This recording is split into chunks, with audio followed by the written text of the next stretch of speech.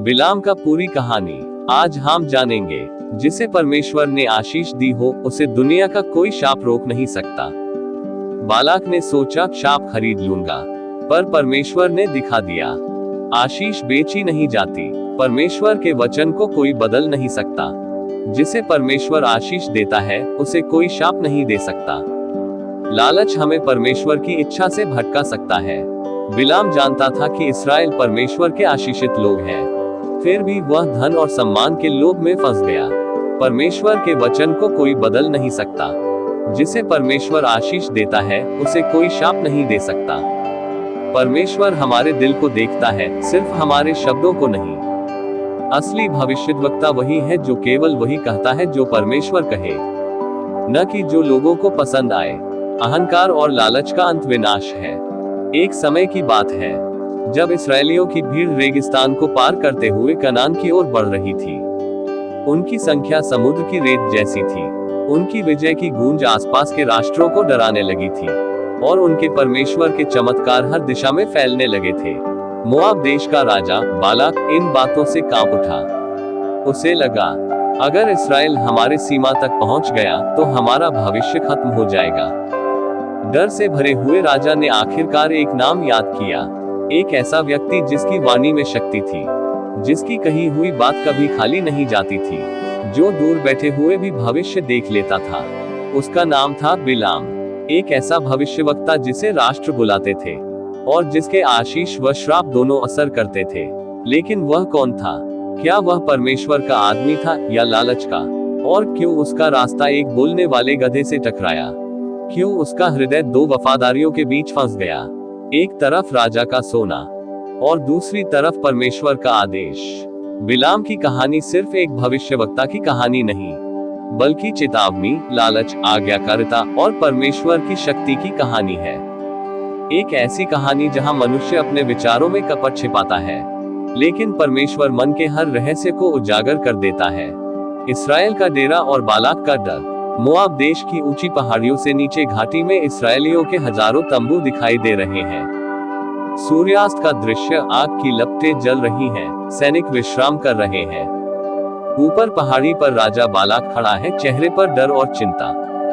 पृष्ठभूमि में युद्ध की अफवाहें, संगीत में तनाव भरा माहौल। बालाक की सभा और निर्णय। मोआब का राजमहल, बालाक सोने के सिंहासन पर बैठा हुआ है, मंत्रीगण पास खड़े हैं।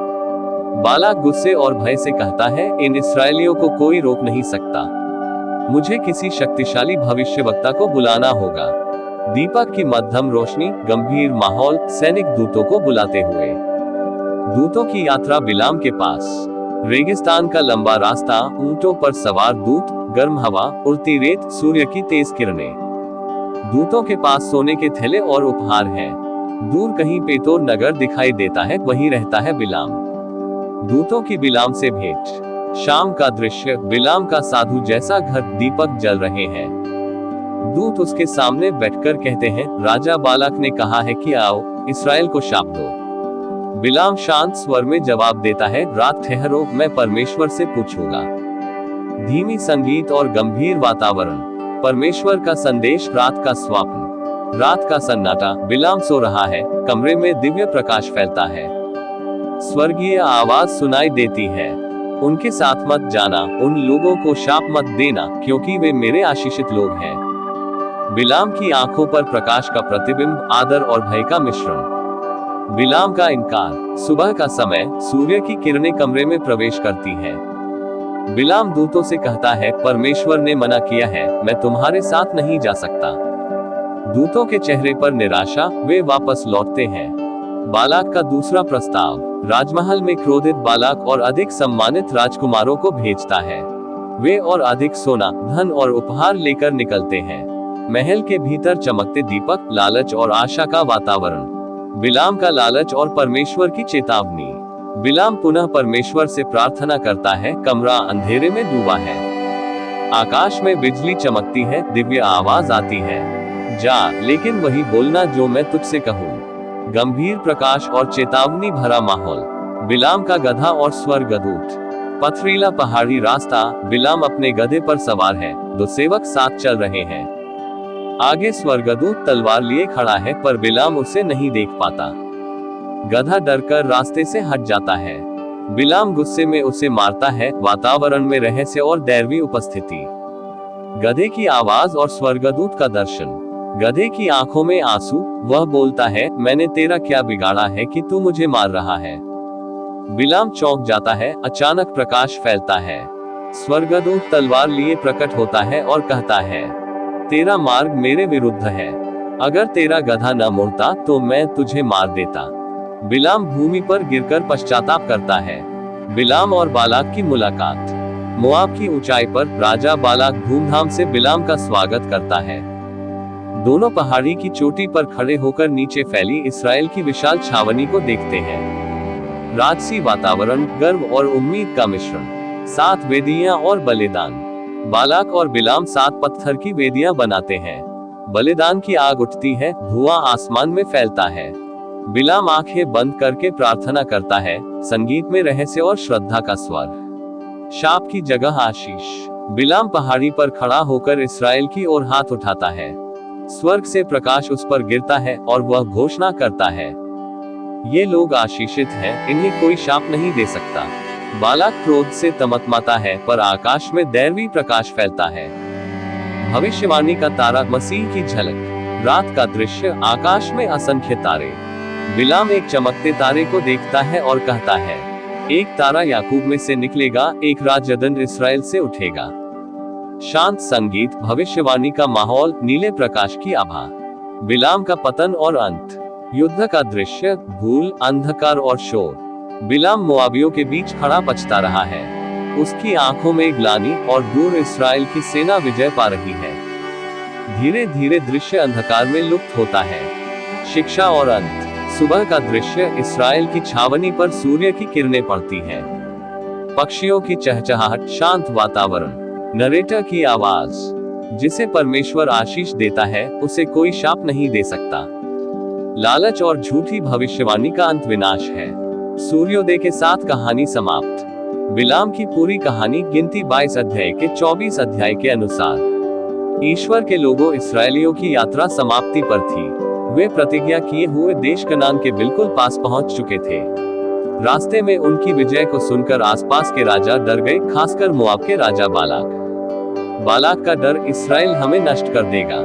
इस्राएली बड़ी संख्या में थे और परमेश्वर उनके साथ था। बालाक को डर था कि यह भीड़ उसके देश को निगल लेगी। इसलिए उसने सोचा, मैं इनको युद्ध में नहीं हरा सकता, इन्हें शाप दिलवाऊंगा।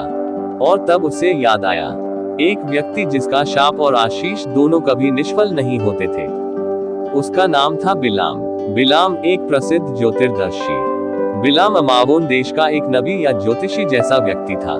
उसके शब्दों में सामर्थ्य थी। लोग मानते थे कि जिसे वह आशीष देता वह आशीषित होता, और जिसे वह शाप देता वह शापित होता। बालाक ने दूत भेजे और कहा, चलो मेरे लिए इस इस्राएल जाति को शाप दो। पहली बार परमेश्वर की चेतावनी। बिलाम ने दूतों को रुकाया और परमेश्वर से पूछा।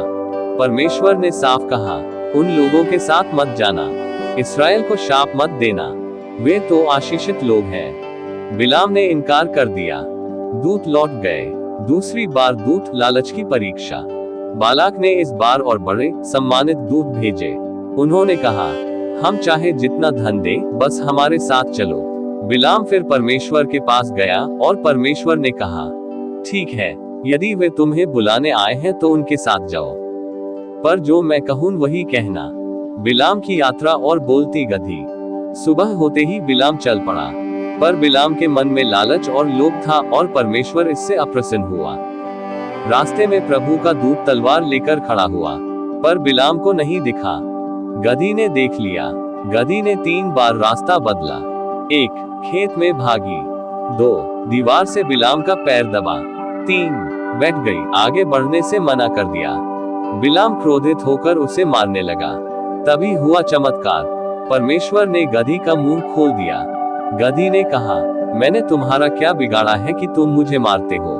फिर प्रभु ने बिलाम की आंखें खोल दी। उसने देखा, प्रभु का दूत तलवार लिए खड़ा है। दूत ने चिताया, मैं जानता हूँ तुम्हारा मन क्या चाहता है। मेरे कहे अनुसार ही बोलना, वरना रास्ता तुम्हारे लिए खतरा है। बिलाम मोआब पहुंचता है। बालाक खुश हुआ कि बिलाम आ गया। वह उसे ऊंचे पहाड़ों पर ले गया ताकि इस्राएलियों को दिखाकर कह सके, इनको शाप दो। शाप देने के स्थान पर बिलाम देता है आशीष। बालाक ने 7 वेदियां बनवाई और बलिदान चढ़ाए ताकि बिलाम शाप दे। लेकिन जब बिलाम ने परमेश्वर की वाणी बोली, इस्राएल आशीषित जाति है, मैं उन्हें शाप कैसे दूं? बालाक क्रोधित हो गया। वह बिलाम को दूसरी जगह ले गया, फिर तीसरी जगह भी। लेकिन हर बार वही हुआ। जहां जहां बालाक शाप चाहता था, बिलाम वहां आशीष सुनाता था। बिलाम की 4 महान भविष्यवाणियां। 3 बार आशीष देने के बाद बिलाम चौथी बार स्वयं भविष्यवाणी करने लगा। 1. इस्राएल मजबूत राष्ट्र बनेगा। 2. उनका राजा महान होगा। 3. उससे अन्य राष्ट्र डरेंगे। 4. एक तारा याकूब से उदय होगा। यह मसीह का संकेत माना जाता है। बालाक का गुस्सा। बालाक चिल्लाया, मैंने तुम्हें दुश्मन को शाप देने बुलाया था, पर तुमने 3 बार उन्हें आशीष दी। वह बिलाम को बिना उपहार दिए वापस भेजने लगा। बिलाम ने कहा, मैं तो वही बोलूंगा जो परमेश्वर मुझे बोले। बाइबल में बिलाम का अंतिम परिणाम।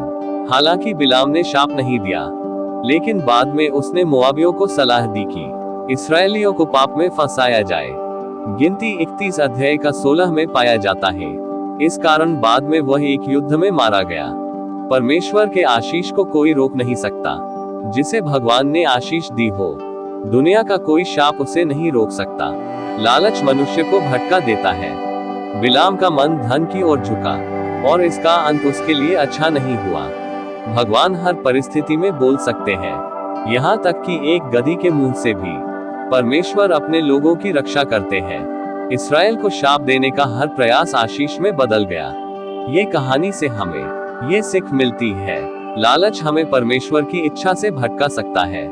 बिलाम जानता था कि इस्राएल परमेश्वर के आशीषित लोग हैं, फिर भी वह धन और सम्मान के लोभ में फंस गया। परमेश्वर के वचन को कोई बदल नहीं सकता। जिसे परमेश्वर आशीष देता है, उसे कोई शाप नहीं दे सकता। परमेश्वर हमारे दिल को देखता है, सिर्फ हमारे शब्दों को नहीं। असली भविष्यद्वक्ता वही है जो केवल वही कहता है जो परमेश्वर कहे, न कि जो लोगों को पसंद आए। अहंकार और लालच का अंत विनाश है।